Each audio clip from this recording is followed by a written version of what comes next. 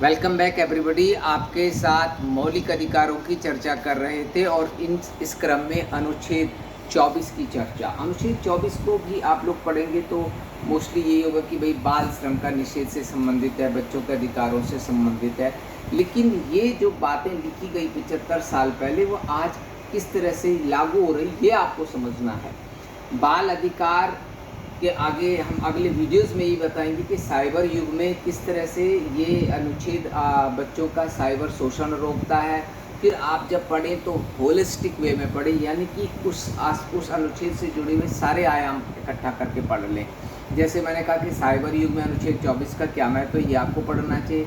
फिर जो बच्चों के अधिकारों के संरक्षण के लिए बाल अधिकार आयोग है उसका क्या महत्व है, और फिर NCPCR यानी कि national commission for the protection of child right की जो 2025-26 की गाइडलाइन है बच्चों के लिए वो क्या है।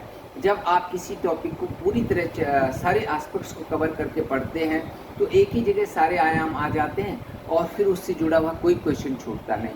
तो मैं शॉर्ट में अनुच्छेद 24 के बारे में बता देता हूँ। ये अनुच्छेद 24 बाल श्रम के विरुद्ध बाल अधिकारों की सुरक्षा करता है।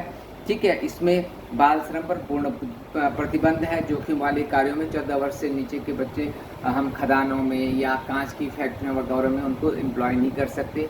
ढाबों में भी जब बच्चे काम नहीं कर सकते, ये अनुच्छेद उनके इस अधिकार की रक्षा करता है।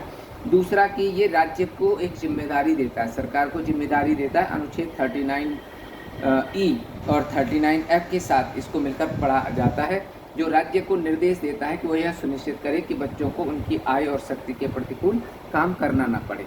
तो केवल बाल अधिकारों की रक्षा नहीं करता है बल्कि ये सरकार को भी जिम्मेदारी देता है। तो इससे जुड़ा हुआ प्रश्न ये एक सामान्य, अभी मैंने केवल अनुच्छेद 24 आपको एक बहुत ही जनरल वे में बताया है। इसकी जो लेटेस्ट आयाम है वो मैं अगले वीडियोज़ में बताऊँगा। तो इसमें क्वेश्चन ये है कि अनुच्छेद 24 न केवल बच्चों के शोषण को रोकता है बल्कि राष्ट्र की भविष्य की रक्षा के लिए सुरक्षित तथा गरिमापूर्ण जीवन का अधिकार भी सुनिश्चित करता है।